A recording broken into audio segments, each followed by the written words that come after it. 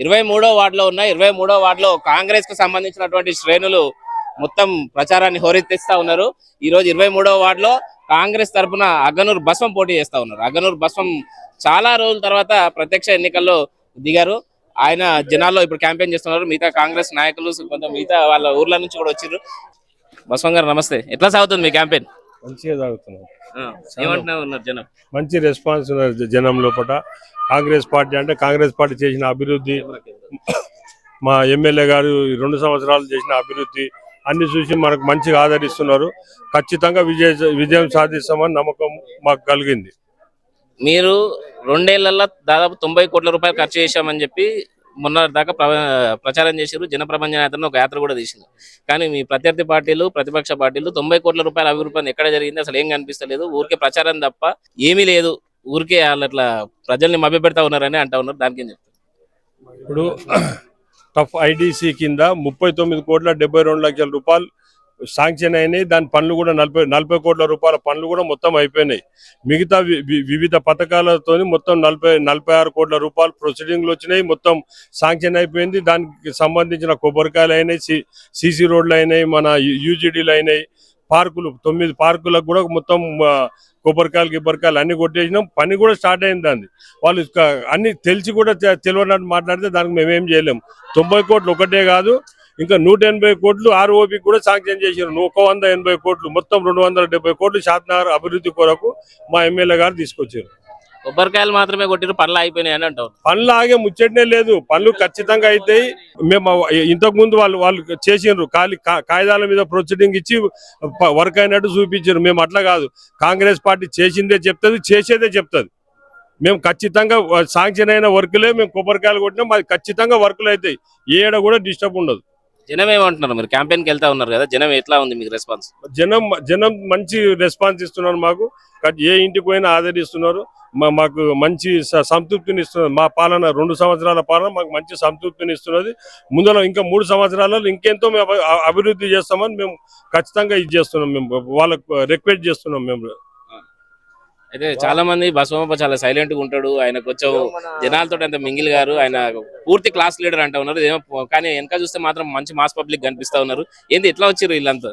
Mass public కాదు, మా వార్డుకు సంబంధించిన పబ్లిక్ కాంగ్రెస్ మీద ఉన్న అభిమానంతో మా వెనుక మేము వస్తాం అని వాళ్ళంతా వాళ్ళ సంతోషం కొరకు వచ్చిన వాళ్ళే. దీంట్లో స్వచ్ఛందంగా వచ్చిన వాళ్ళే. వాళ్ళని ఎవరిని మేము ఇచ్చేసింది లేదు. ఈ వార్డుకు సంబంధించిన వాళ్ళు ఇతర వార్డులు ఒక్కరు కూడా మా వెనుక లేరు. బసవప్ప గెలిస్తే చైర్మన్ అవుతాడని ఒక చర్చ ఉంది, నిజమేనా? అది కాదు, ఆ పార్టీ అధిష్టానం నిర్ణయిస్తే అది మా చేతిలో లేదు. ఖచ్చితంగా వీళ్ళు మాకు కౌన్సిలర్ అయితే ఖచ్చితంగా అయితే నాకు నమ్మకం ఉన్నది. చైర్మన్ సంగతి మా పార్టీ నిర్ణయిస్తే అది మా చేతిలో లేదు. హైకమాండ్ ఏది చెప్తే దానికి మేము ఫాలో అయి ఉంటాం. బసవప్పని ఓడించడానికి బీఆర్ఎస్ ఒక స్ట్రాంగ్ క్యాండిడేట్ ని ఈ వార్డులో దింపింది, ఎట్లా ఎదుర్కోబోతున్నారు? అది వాళ్ళ పని వాళ్ళు చేస్తారు కదా, వాళ్ళు అపోజిషన్ ఉన్నారు కాబట్టి వాళ్ళ పని వాళ్ళు చేస్తారు. మా పని మేము చేస్తున్నాం. మేము అడిగే ఓటర్లకు ఒకటే చెప్తున్నాం, మా అభివృద్ధి చేసి ఓటేయండి. వాళ్ళు 10 సంవత్సరాలు గవర్నమెంట్లు ఉన్నారు, వాళ్ళు ఏ అభివృద్ధి చేయలే. ఇప్పుడు గవర్నమెంట్ మాది ఉన్నది, వాళ్ళు వచ్చి అభివృద్ధి చేస్తా అంటే పబ్లిక్ ఎట్లా నమ్ముతారు?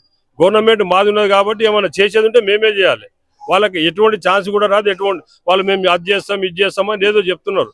10 సంవత్సరాలు చూసిండ్రు, వాళ్ళ గవర్నమెంట్ ఉంటే కూడా ఏం చేయలేదు. ఇప్పుడు వాళ్ళ గవర్నమెంటే లేదు, ఎట్లా చేస్తారు వాళ్ళు?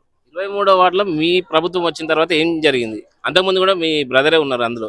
అప్పుడు జరిగిన అభివృద్ధి ఏముంది, అది చూపించి మీరు ఓట్లు అడుగుతున్నారా లేదా? ఇంతకుముందు కొన్ని వర్కులు అయినాయి, కాకపోతే ఏంటంటే వాళ్ళ తాన శాంక్షన్ లేక డబ్బులు పెట్టలేక కొన్ని చేయలేదు.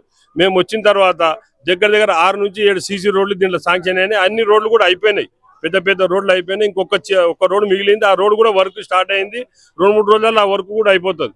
6-7 రోడ్లు ఇవి 2 సంవత్సరాల లోపల 6-7 రోడ్లు మా శంకరాన్ని ఎమ్మెల్యే అయినాక 6-7 రోడ్లు శాంక్షన్ చేయించిండు.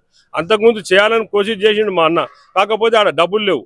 గవర్నమెంట్ వాళ్ళు డబ్బులు పెట్టలేదు కాబట్టి కొన్ని అయిన కాడికి కొన్ని చేయగలిగిండు అంతే.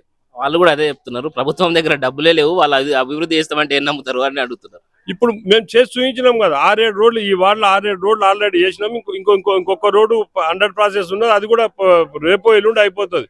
ఎలక్షన్ లోపల ఆ రోడ్డు కూడా అయిపోతుంది. మేము ఇంతకుముందు వాళ్ళు కాగితాలు ఇచ్చి వర్క్ అయిందని చెప్తుండ్రి, మేమేమో వర్క్ అయిన వరకే మేము చూపిస్తున్నాం అంతే.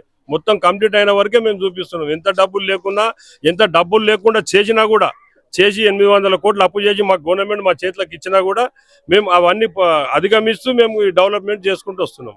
ఖచ్చితంగా కాంగ్రెస్ మున్సిపల్ పీఠం గెలుస్తుందా లేదా? ఖచ్చితంగా గెలుస్తుంది. ఖచ్చితంగా 28 మందిలో 23-24 మంది మున్సిపల్ కౌన్సిలర్లు కాంగ్రెస్ పార్టీ నుంచి గెలుస్తారు. ఖచ్చితంగా మున్సిపల్ పీఠం మీద కూర్చునేది మున్సిపల్ కాంగ్రెస్ పార్టీకి సంబంధించిన చైర్మన్ మున్సిపల్లో కూర్చుంటాడు. చూస్తున్నాం కదా, మొత్తానికి 23వ వార్డులో అగనూర్ బసమ్మ అయితే ఫుల్ కాన్ఫిడెంట్ గా కనిపిస్తా ఉన్నారు. ఖచ్చితంగా గెలుపు జెండా ఎగరేసి తీరుతామని ఆయన అంటా ఉన్నారు. మరి చూద్దాం, ఆయన చెప్పినట్లు 23వ వార్డు ప్రజలు మళ్ళీ ఆయన వాళ్ళకి ఆశీర్వదిస్తారా లేదా కొత్త తీర్పు ఏమైనా ఇస్తారా అనేది ఇప్పుడు ఆసక్తిగా మారింది. ఎట్లా నడుస్తుందండి క్యాంపెయిన్? బ్రహ్మాండంగా నడుస్తున్నది.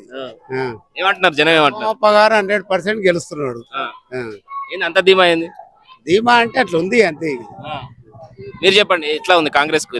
ఈ మొత్తం ఈ కాలనీ మొత్తము చిన్నప్పటి నుంచి బసవప్పని చూసిన వ్యక్తులే ఉన్నారు.